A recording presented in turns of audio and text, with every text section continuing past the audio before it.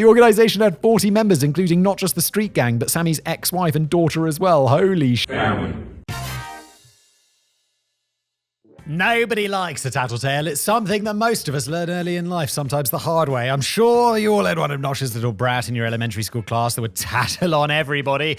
They thought they were doing the right thing. They were always so proud of themselves for receiving approval from the adults. But everybody else hated them. Yeah, don't be a snitch. It's not a good look. Even my kids, they'll be like, I'm trying to not name my children, but it's hot. Is like, my older one will be like, the younger one did this. And I'll be like, it's not nice to tell. But he did it, he's naughty. That may be, but you shouldn't tell on him. Is this camera on? Yeah, we're live. Oh, nah, I ain't seen nothing. I ain't seen nothing. But really, the things we were doing as kids were never that bad. It was just some harmless fun, and nobody got seriously injured. So why don't you mind your own damn business and stop ratting us out, Caleb?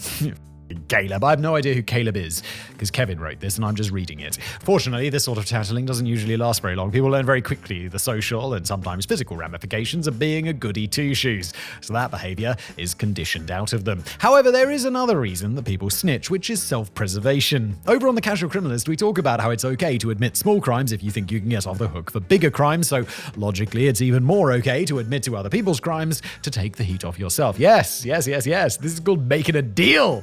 It happens in movies all the time. They're like, you got to snitch on like Big Boss Peter, and in exchange we'll offer you like blanket immunity or whatever. And I was in that situation where we're like, get it in writing, let's go. Look like he just got back from the snack shop. What you say to them, man?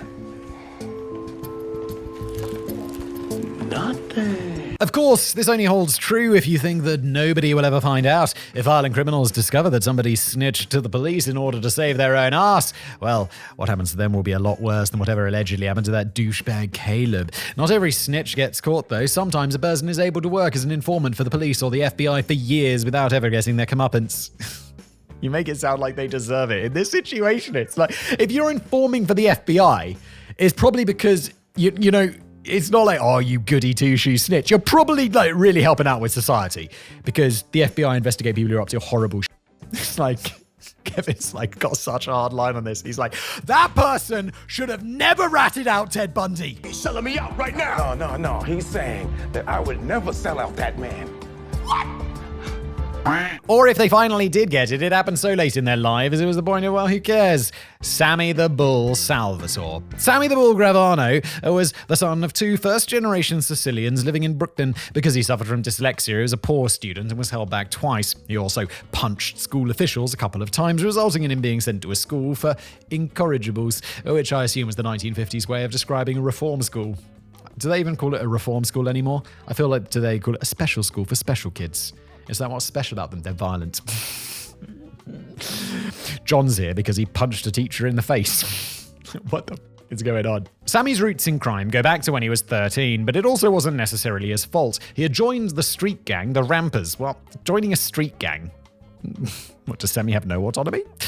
Though this was a common path for kids to take regardless of whether or not they were petty thugs, it was just the thing to do. It didn't necessarily mean that he was going to wind up leading a life of crime, though his fate seemed sealed when a group of kids stole his bike. Where'd I live? Sammy tracked down the thieves, fighting multiple other boys at the same time. The commotion caught the eye of some Mafia men who happened to be enjoying the afternoon at a local cafe, and they were impressed by Sammy's fighting spirit. This is like a movie. They came over and encouraged it. Hey, wise guy. And ensured that the kid got his bike back, also giving him the nickname The Bull because of the way he fought the other kids. It would be more than a decade before he became a made man, but people certainly knew to keep their eyes out when he grew up. You're goddamn right. Once Sammy was of age, he was drafted into the military, where he mainly worked as a mess hall cook. It was an uneventful couple of years, and he was honorably discharged. He got married, had a couple of kids, and it looked like he was going to lead just a normal-ass life. However, like many of the Rampers that he'd grown up with, he did find himself drifting towards a life of organized crime. It's like, no, he's going to lead a normal life if it wasn't for all of the organized crime that he got involved with. The Colombo crime family was a very prominent one in the area of Brooklyn where Sammy had grown up, and in 1968, they began using him in armed robberies and similar crimes. He quickly moved away from those and into less violent crimes like racketeering, loan sharking, and running illegal poker games. Yeah, that sounds a lot more like safe. If someone was like, what sort of crime do you want to do, fat boy? We can either go rob banks together, or you can be a loan shark. And I'll be like, I'm going to be a loan shark. I'm going to do whatever crime keeps me as much behind a desk as possible. And I won't be breaking any legs. That's John's job. Or maybe Caleb. Wait, Caleb was the snitch. Let's not hire Caleb. Let's go. Let's go. Come on. You. Man, see what I tell you, Rockwell, huh? What I tell you, you snitch ass bitch. Well, they were less violent crimes, so long as everybody involved paid when they were supposed to. Yeah, in that case, I'll just be like, make sure people think you're a psycho. You don't really have to break any legs. Or if you do, break legs one time and then throw the guy off a bridge and mutilate his corpse. Because, like, just then you're never gonna have to break legs again, because everyone will be like, wait, fact boy, he broke someone's legs and then threw them off a bridge and then went down to the bottom of the bridge and mutilated their corpse. We better give him his money back. Like, that's it. That's all. You just be psycho one time and then you're good for life. You never have to break any legs again, because everyone will be like, ah! That guy. Sammy, I haven't thought about that at all. Sammy was a favourite of Joe Colombo, the family boss, and it seemed clear that he was at the top of the list for who would become a made man once the official membership books were reopened, because the Mafia was intent on putting the organised in organised crime. This caused some drama within the family, particularly with Ralph Spiro. Ralph was a made man, which made his son a legacy admission. He was jealous that Sammy was going to be inducted first, so he started some rumours to cause pointless tension within the family. While the leadership didn't really believe the rumours, they decided it was best to avoid needless conflict and shipped Sammy off to join the Gambino crime family instead. He was once again popular within the criminal enterprise, quickly rising through the ranks. His ability to generate large amounts of money for the organization through his construction company did a lot to ingratiate him to the heads of the family, and his willingness to unquestionably commit murder on command certainly didn't hurt things either. Wait, for a moment there, I was like, wait, why is he a criminal? He just sounds like he runs a successful company. And they're like, he also murdered. And you're like, oh, okay. However, the Gambino family was in danger. The Mafia members didn't really like the current boss, and they believed he was losing the plot. Among the most concerned was John Gotti, then the protege to the current underboss. Gotti approached Sammy because he wanted to take out the current head of the family and take over himself. After getting implicit approval from 3 of the other New York families, without which the conspirators would have been summarily executed for their transgression, they murdered the former Gambino boss and underboss, with Gotti taking over. Yeah, it's like, if you aim at the king, you better not miss. In 1986, within months of taking over, Gotti was arrested on RICO charges, so he named Sammy as consigliere and underboss. Gotti was eventually released after a hung jury resulted in a mistrial. There were multiple trials that followed for various charges, but nothing was ever able to stick. That's why he's called, the Teflon Don, right? I'm so slither and sneaky because I'm a snake. This earned Gotti the nickname Teflon Don. Thank you, Simon. Well done. Kevin and I, same page. But when Gotti, Sammy, and another of their associates were arrested in 1990, things were going to be different. Sammy the Bull is gonna cross!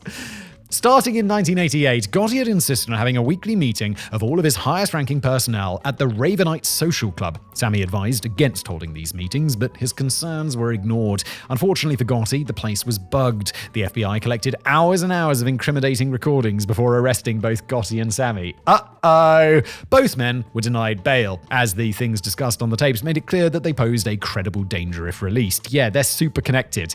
It'd be like, what happened to... we went back to Sicily. And that's that. Not only that, but they were denied their lawyers. That doesn't sound constitutional. Hi, I'm Saul Goodman. Did you know that you have rights? The Constitution says you do. Not lawyers in general, they just couldn't use their normal mob lawyers, Bruce Cutler and Gerald Shargel, because they were considered to be material witnesses in the case, disqualifying them from serving as counsel for that case. Okay, fair enough, fine. It didn't take long before Gotti was turning on Sammy, claiming that he was the one who was really behind the murders that Gotti was being charged with. Feeling betrayed and believing he couldn't possibly win without Shargel as his lawyer, Sammy only had one option left. He made a deal with the FBI to sing like a canary. Sammy was going to snitch on his boss and on everybody else involved in the RICO charges. I mean, fair enough. His boss has already snitched on him.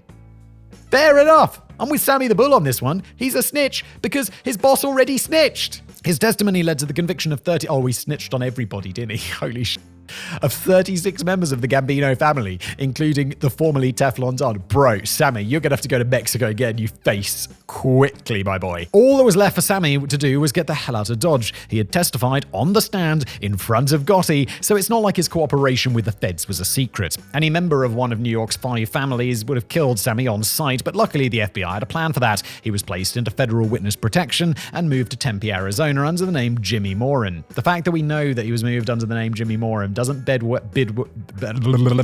bode well for Jimmy Morin, does it? Once there, he started a pool installation company, presumably using startup capital from the FBI. At this point, you might be thinking, well, wait a minute, Kevin, how can you possibly know that? Isn't the whole point of witness protection that nobody knows where the person went or what name they're living under? Yes, Kevin, and I think we know this because... Pew, pew. Well, yes it is. However, Sammy found the deal to be a bit too restrictive for his liking. In 1995, the year after being placed into witness protection, he left the program, moved to Scottsdale, Arizona. Once there, he began living as himself, out in the open. Bro, you're gonna get killed. You are gonna get killed. You didn't even get a new face. You just pretend you're back to being yourself. Do you not remember what you did? Entirely too open, if we're being honest. Sammy was giving interviews to journalists, and he even appeared in a nationally televised interview with Diane Sawyer. What are you doing? Have you actually lost your mind? You used to work for these people. They know what they do. You know what they do to people. But this open and free lifestyle wasn't going to last for long. You see, the deal Sammy made with the FBI kept him out of prison in exchange for turning on all of his former friends, but it didn't excuse him for future crimes. Sammy's son had gotten involved in a local street gang in Scottsdale, and Sammy thought it was a good idea to get involved with them as well. Bro, are you trying to go to prison with all your old mates who are definitely going to murder you in prison? The gang's leader was only 23 years old, and with Sammy now in his 50s, there was a lot that he could teach the new generation. He started a major ecstasy trafficking ring, grossing over $500,000 per week. The organization had 40 members, including not just the street gang, but Sammy's ex-wife and daughter as well. Holy sh**. Family. Salute me, familia. In a bit of poetic justice, it was informants within his own drug ring that turned on Sammy, resulting in his arrest. He pled guilty and was sentenced to 20 years in federal prison. His son received 9 years in prison as well, and his wife and daughter both pled guilty and got probation. Once in prison, there were obviously concerns about Sammy's safety, and no shit. He was kept in protective custody for the majority of his sentence to prevent the very potential murders that could have taken place. Sammy served 17 years before being released early in 2017, and he has been living his life in peace ever since. What? I don't think they forget, bro. It might have been like 20-something years, but I get the... How? So how the hell is that possible? How do you rat out your entire Mafia family, including the boss, and survive for decades? It actually might have been surprisingly easy. The first step is to never set a foot in New York City again. I haven't been watching the guy 24/7, but as far as I can tell, he's stayed away from his old stomping grounds. But beyond that, all Sammy had to do was survive his time in prison. The whole thing happened over 30 years ago, so Sammy's already outlived most, if not all, the people that would have actually offed him. It's hard to imagine somebody that was a kid back then holding on to a murderous grudge for decades just because Sammy snitched on a guy who kinda sounded like a prick anyway. Yeah, fair enough. I mean, with hindsight, it's like he did snitch on him first, didn't he? Sure, there might still be people who wish he was dead, but the Mafia isn't as trigger-happy as they used to be. We've got this newfangled DNA stuff and forensic evidence, not to mention CCTV cameras everywhere. It's a lot harder to get away with murder than it used to be, so today's Mafia tends to focus more on making money and less on the whole killing aspect of things. But if you're ever curious what Sammy is up to these days, in 2020 he started his own YouTube channel, podcast, and the channel seems to consistently have new content every week. He's also done a few reaction videos. So, who knows, Simon? You may get to watch a convicted murderer react to this video sometime soon. That's kind of terrifying. How did you survive, Sammy? Whitey Bulger. James Whitey Bulger is one of the most prolific snitches in American history. His story is the basis of multiple movies and shows, including The Departed and The Blacklist. Oh, The Blacklist. That was a show that was good for several seasons, and then it just became insanely bad. Like, it just unwatchable. I gave up on it, and I'm sorry. Like, I'm a big James Spader fan.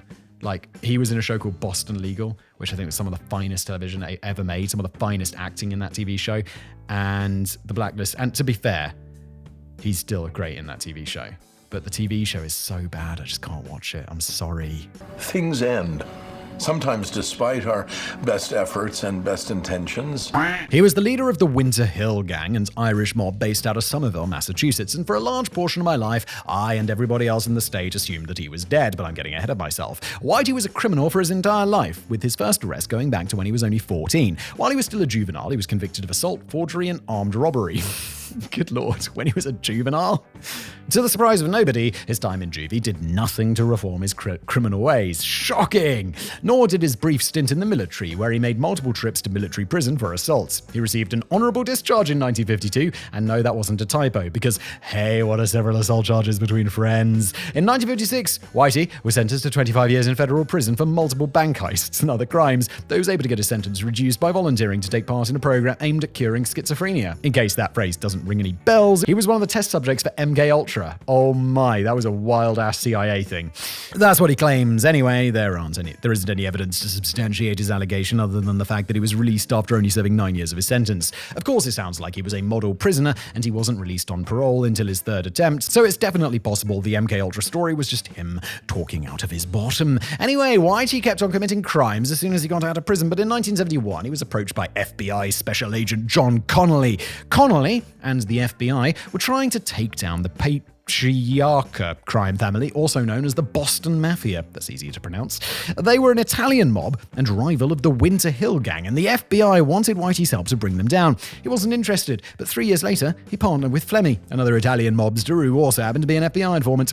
It's not agreed upon exactly what followed. According to Connolly, he met with Whitey again and convinced him to turn informant. He boasted that Whitey agreed to his deal, saying, "All right, if they want to play checkers, we'll play chess."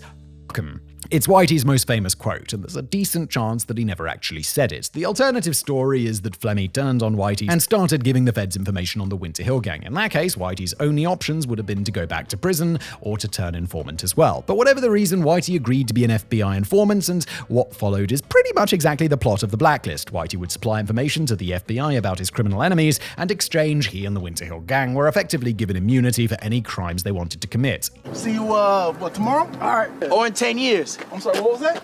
Huh? Doesn't he commit? Isn't there a murder at some point? And it gets all a bit confusing. I feel like I know this. It's a pretty sweet deal, and the FBI definitely got the short end of that straw. For 2 decades, Whitey was able to commit crimes with impunity while also sicking the FBI on the Boston Mafia. Of course, people eventually noticed that something was odd. It's not unexpected for the head of a criminal enterprise to be able to dodge jail time, but for someone of Whitey's notoriety to go 14 years without even being arrested, well, that was unheard of. There were rumors that he was an informant, and these rumors were confirmed in 1988 by an investigation published by the Boston Globe. Because, once upon a time, major media outlets actually had budgets for real investigative journalism. Despite the fact everybody now knew about Whitey's deal with the FBI, nothing happened. For the next 7 years, things continued on exactly as they had been. You'd expect the news of Whitey's murder to break within hours of that newspaper article running, but there was nothing. It was only in 1994, when Connolly let him know that the FBI was about to indict him on a RICO case, that Whitey finally disappeared. He was officially indicted in 1995, meaning he couldn't try to wait out the statute of limitations, but now the FBI had to find him, and it seemed like they never would. Whitey disappeared in 1994 without a trace, and the only logical assumption was that he was dead. Sure, there would be reports that he showed up alive here and there, but there are reports that Elvis and Andy Kaufman showed up alive places too. As the years dragged on without an arrest, the public was convinced that he had been killed by the Italian Mafia. That is until June the 22nd, 2011. No way! 17 years after his disappearance, when an 81-year-old Whitey Bulger was arrested outside his apartment in California. Incredible. He was brought in and charged with counts ranging from money laundering and racketeering all the way up to murder. Whitey pled guilty to harboring a fugitive and identity fraud, but he contested the other charges. He was found guilty on most of them, including 11 counts of murder. Even despite his reputation as one of the most famous snitches ever, Whitey seemed to do just fine in prison for the first 8 years. That is until October the 30th, 2018, when he was transferred to federal penitentiary Hazleton, nicknamed Misery Mountain in West Virginia. Isn't he going to be like 90 years old? Within hours of his arrival, the 89-year-old man was beaten to death in his wheelchair. And I'm sure the 3 inmates that beat him felt like really big men afterwards. But again, Whitey was 89 years old and in declining health, so by that point, taking him out was meaningless. He had ratted on his enemies, run his own criminal enterprise with FBI protection, lived as a free man into his 80s, and he got to see himself on the big screen portrayed by Jack Nicholson. They could kill him for clout or whatever if they really wanted to, but the dude had already won.